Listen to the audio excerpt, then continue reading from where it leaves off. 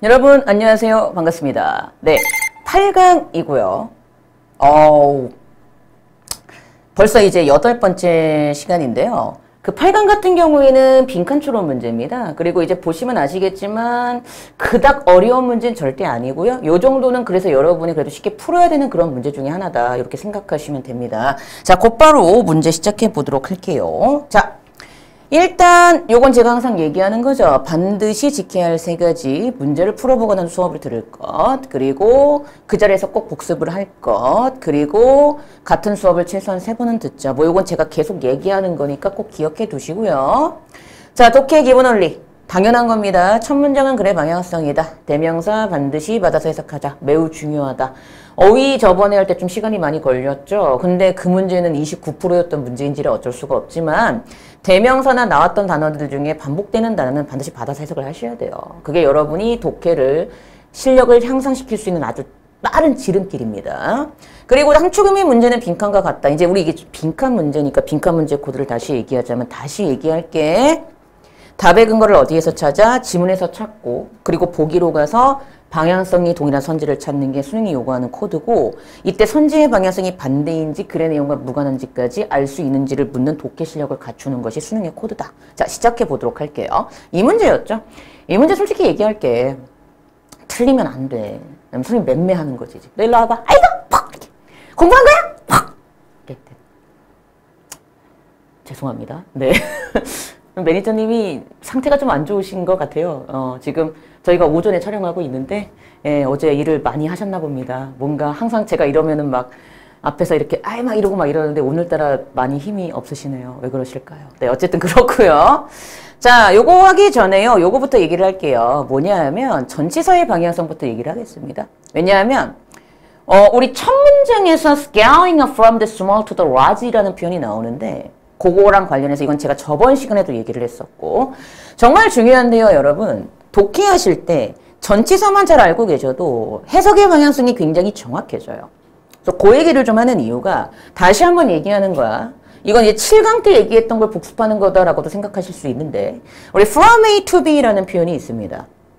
아시죠? from A to B라는 표현이 있어요. 하는 말이 A에서 B로라는 이제 표현인 거죠. 무슨 얘기인지 아시겠죠? 그랬을 때 이 얘기는 제가 누누이 말했지만 이때 from A to B 했을 때 A로부터 B까지 가는 것이니 얘는 출발지고 얘는 목적지란 말이야. 그래서 to는 다음에 목적이 나오는데 from은 시작점이고 그런 얘기 했었고 그래서 중요한 게 뭐냐 하면 우리 수능 영어에서 from과 to가 같이 맞닿아서 나오면 얘네 둘은 서로보다 반대 개념으로 쓰인다라는 것이 중요한 포인트다.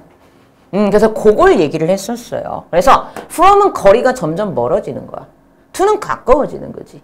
그래서 그 얘기를 굉장히 중요하게 얘기를 했었고, 그래서 B를 목적으로 보는 게 되게 중요하다. 그래서 그런 얘기도 했어. prevent from ing가 왜 막고 예방하는 것인지 그런 얘기도 했었고요. 그래서 앞으로 여러분이 문장 구조를 보실 때 전치사가 있으면 이게 목적인지 아니면 멀어지는 것인지까지도 좀 관계를 좀 잘 가지셔야 돼. 왜냐하면 이게 실제 지금 2016학년 수능 34번 문제에 나왔던 예제야.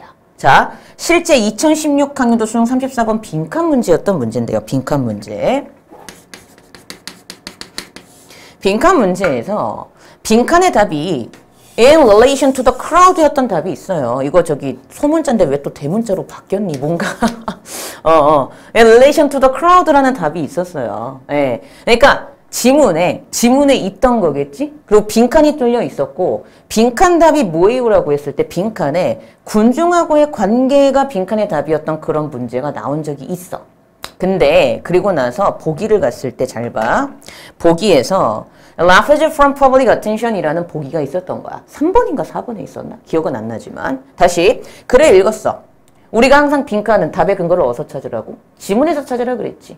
그래서 빈칸이 있고 글을 읽었을 때 그 빈칸 답이 지문에 있었던 in relation to the crowd가 그 빈칸 답의 근거였다는 얘기를 하는 거예요. 그러니까 지문에 이 내용이 있었어요. 그래서 뭐 어떤 시인이 있어. 그 시인은 다른 시인들이 이런 명성을 추구할 때 얘는 그거 말고도 다른 명성도 추구했어. 빈칸인 명성도 추구했어. 근데 군중하고의 관계에서 나오는 명성도 추구했어 해가지고 지문에 in relation to the crowd라는 표현이 있었어. 그러니까 걔가 답이었어. 보기로 가. 자, from이 있죠. refugee가 뭐죠? 피난입니다. 그럼 해석해봐봐. public attention이야. 대중의 관심으로부터의 피난이지. 자, 그럼 보기에 이 선지가 있었거든? 얘 답이야? 아니야? 아니에요. 이 얘기를 하는 겁니다. 아니라고. 왜? 자, 대중의 관심과 군중은 분명히 같은 말 다른 표현이다. 맞죠? 근데 그 당시에 잘 아는 친구들이 얘랑 얘랑 같은 말이네? 얘가 답이네 하고 얘를 답으로 했다가 장렬하게 틀렸다는 거죠. 아닙니다. from 때문에 그래요. 왜요? 만약에 from이 들어가면 이것으로부터 도망치는 거잖아. 이해돼? 군중의 관심으로부터 도피하는 거야. 뭔 얘기야? 여기에서 멀어지는 거니까 군중의 관심을 뭐 하지 않는 거야? 받으려고 하지 않는 게 돼버려. 근데 여긴 어때? 군중하고의 관계를 목적으로 해서 관계를 가지는 거지. 그러니까 방향성이 반대라서 답이 안 됐던 문제였었다고. 그러면 방향성 반대니까 답이 안 됐어? 자, 기출분석은 어떻게 한다? from이 뭐였으면 답이었을 수도 있겠다. to였으면은 얘는 정답으로 가능했겠구나까지 잡아주는 게 수능 기출분석 능력입니다. 그래서 여러분 전치사가 의외로 굉장히 중요해요. 그래서 전치사 놓치시면 이렇게 된다고. 이렇게 돼. 왜? 빈칸은 중요한 코드가 뭐였지? 방향성이었잖아. 방향성을 못 잡기 때문에 전치사는 그래서 선지분석 능력에도 굉장히 중요한 포인트다. 이까지 잡아주셔야 됩니다. 자, 그러면 다시 우리 원래 문제로 가보도록 하죠. 그래서 해석을 해보고 답을 찾아볼게요. 자, 이 문제였습니다. 자, 그래서 요거는 다시 한번 말씀을 드리고요. 요거 다시 한번 말씀을 드리고 이제 문제를 시작해 보도록 할게요. 이건 뭐 항상 말하는 거니까. 그리고 요것도 다시 한번 말씀드리고 자, 이제 문제 시작합니다. 바로 이 문제였습니다. 뭐였냐면은요. 요거. 65%의 3점짜리 문제였었고요. 네, 시작해 보도록 할게요. 자, 첫 문장 잘 보셔야 돼. 첫 문장. scaling up. 스케일이 규모거든. 근데 규모가 up이니까 커지는 거지. 맞아? scaling up. 규모가 커져. from the small to the large. 그러니까 from A to B잖아. 그러니까 여기에서 여기로 가는 거지. 그래서 작은 거에서 큰 걸로 규모가 커진다라는 것은 정정학 캠페인이 뭐가 동반이 돼요? By an evolution from simplicity to complexity. 자, 단순함에서 복잡한 상태로의 진화에 의해서 동반이 되는데 빈칸하면서 이러한 일이 발생하게 된대요. 그럼 중요한 거. 그 다음 글로 넘어가기 전 나는 뭐를 프로세싱하고 넘어가야 돼? 단순해서 복합 또는 단순해서 복합, 단순한 거에서 복합적인 것으로 또는 작은 거에서 큰 거로 옮겨갈 때 그때에 지켜지는 어떤 원칙이나 기준 같은 게 빈칸의 답이겠네? 하고 넘어가서 문장을 읽어야 되겠지. 그리고 이제 2번을 가. this, 이것은. 그럼 이게 뭔데? 빈칸이잖아. 맞아? 빈칸이잖아. 맞지? 그럼 빈칸은 familiar, 익숙하대. 어디에서 익숙하대? 엔지니어링, 공학이라든가 경제학이라든가 뭐 회사라든가 도시, 유기체 아마도 가장 뭐 극적인 것은 진화적인 과정에서 굉장히 유사하고 익숙하대. 익숙하다고 하면서 for example 예시가 나와요. 예를 들어서 그랬습니다. 잘 봐 얘들아. 흐름을 봐. 이것은 여기에서 익숙해요. 근데 this는 뭐였다? 빈칸이었죠. 이 빈칸은 이러이러한 분야에서 익숙한데 이거에 대한 예가 그랬어요. 그럼 당연히 이 예에서 뭐가 나오겠다? 답의 근거가 하나가 나오겠지. 당연한 거야. 이런 식으로 읽었어야지. 그럼 이제 여기에서 답의 근거 찾으면 되겠네? 그러면 돼. 근데 얘들아 이거 얘기하고 이제 시작할 게 뭐냐면 봐봐. 4번에서 similarly 그랬잖아. 유사하게도. 첨가네? 첨가는 뭐다? 동사관계는 같으나 대상은 달라져요. 기억나시죠? 저 쫄보라고. 롯데월드 가서 자이로드롭 탔어요. 게다가 신밧드의 모험도 탔어요. 탔어요? 자이로드롭? 신밧드의 모험. 어떻다? 탔어요? 동사관계는 같은데 대상은 달라졌었죠. 그럼 중요한 게 있어. 4번에서 유사하게도 했다는 얘기는 앞에 3번 문장과 동사관계는 같아. 근데 대상만 달라지지. 그럼 중요한 거. 여기에도 두 번째 답의 근거가 있겠지. 뭔 얘기야? 여러분이 만약에 공부를 좀 하는 친구야.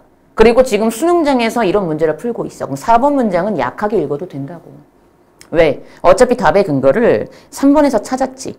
그러면은 4번은 3번 앞에, 그러니까 3번 문장의 내용과 같은 동사 방향성일 거 아니야. 그러니까 굳이 내가 답을 찾았으면, 확실하게 찾았으면 4번은 힘주어서 강하게 읽지 않아도 된다고. 그 얘기를 하는 거야. 그래서 연결사 지휘사의 코드가 필요해, 독해할 때. 뭔 얘기인지 알겠지. 그러니까 이런 게 독해하는 기술이고 능력인데 이게 안 돼 있으면 저한테 배우셔야 돼요, 지금. 이게 되게 중요한 거야. 그럼 볼게. 자, 예를 들어서 skyscraper in a large city, 큰 도시에 있는 고층 건물은요. significantly more complex object than a modest family dwelling in a small town.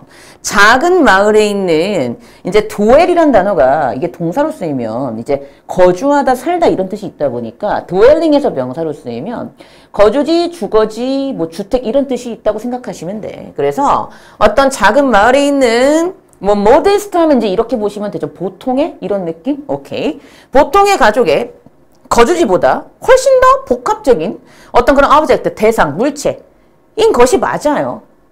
고층 건물은 당연히 그렇잖아. 하지만 그랬네. 앞에서 뭐라 그랬어? 그래, 얘가 얘보다 더 복합적인 거 맞아. 하지만 the underlying principle of construction and design, 건축과 그 디자인의 underlying, 내재하고 있는 원칙들은, 근데 여기에는 어떤 것들이 포함되어 있는 원칙들이 있는 거야? Question of mechanic, 메카닉 하면 말 그대로 뭔데? 역학이지.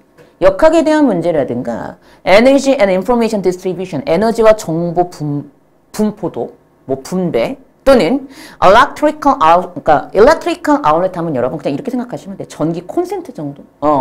electrical outlet, 전기 콘센트라든가 water fleet 하면 말 그대로 뭐야? 수도꼭지라든가 뭐 전화기, 뭐 랩탑, 노트북 컴퓨터, 문, 기타 등등 이런 것들에 대한 것들을 포함한 하고 이제 다시 앞으로 가.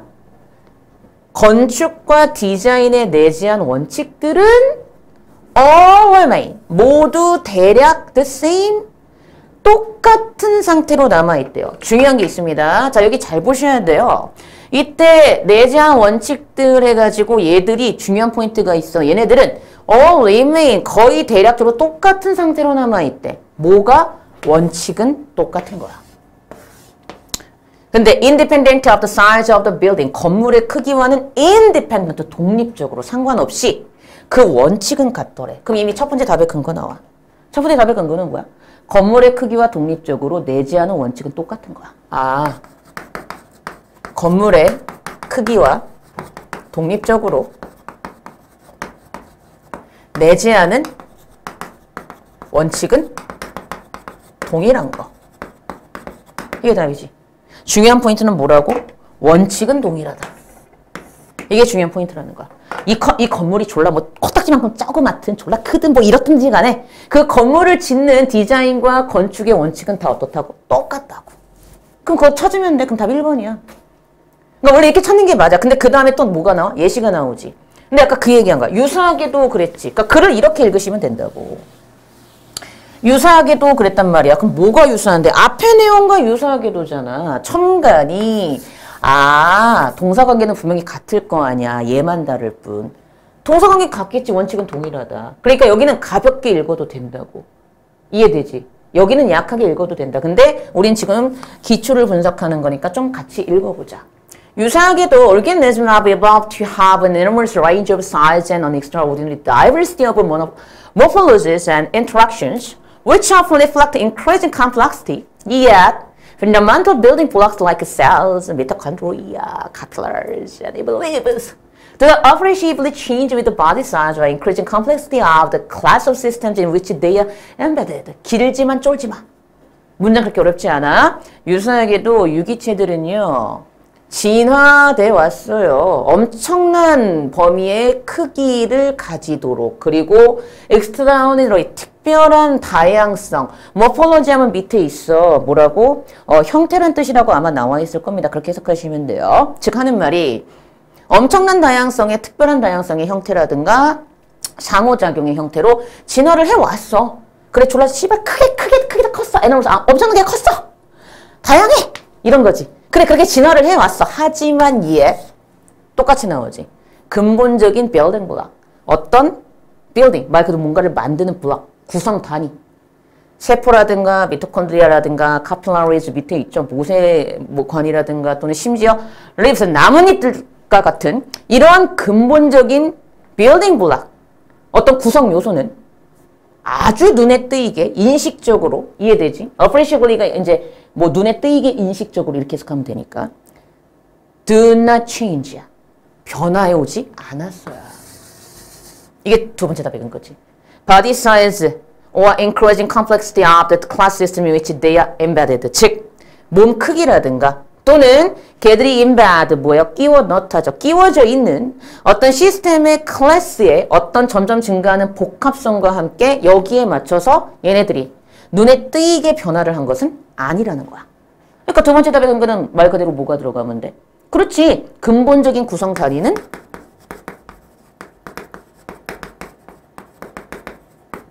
뭐하지 않았다? 변화하지 않았다.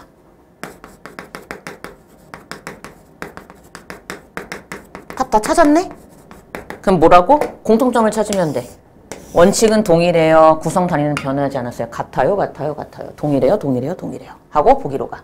1번. Maintaining basic elements unchanged or conserved. 즉, 기본적인 어떤 요소가 바뀌지 않거나 그대로 보존된 상태로 유지된 것. 1번이 답이지. 그대로 1번이 답이야, 얘는. 고민할 필요가 없어. 그러니까 정답률이 65%까지 나왔던 거죠. 너무 답이 확실하게 확 나오니까. 2번 갑니다. Optimizing energy used for the structural growth. 구조적인 성장을 위해서 에너지 사용을 최적화한다는 내용 없었죠. 3번. Assigning new function to existing components. 이미 존재하고 있는 구성 요소에다가 새로운 기능을 부여한다는 내용이 있었나요? 없었습니다. 4번. Incorporating foreign items from surroundings. 뭐래요? 밖에 있는 surrounding, 주변 환경으로부터 외부의 아이템을 통합시켰다 이런 내용도 없었죠. 5번. Accelerating the elimination of useless parts. 쓸모없는 부분의 제거를 가속화시켰다는 내용도 없었습니다. 게다가 또 무관이었잖아. 방향성이 반대보다는. 그러면 선지 분석이 더 쉬워져. 그래서 답은 몇 번? 그렇지. Maintaining basic elements unchanged or conserved에 1번을 답으로 하시면 되는 문제였다까지 잡아주시고요. 이렇게 해서 우리가 수업이 끝났습니다. 그리고 요거는 꼭 기억하셔야 돼. 진짜 중요하다. 전치사의 방향성. 수능 기출 갖고 제가 말씀드렸으니까 꼭 기억해 주시고요. 네, 이렇게 해서 오늘 수업이 끝났습니다. 자, 수고하셨고요. 저 또 다음 강좌 때 여러분들 찾아뵙도록 하겠습니다. 고생하셨습니다.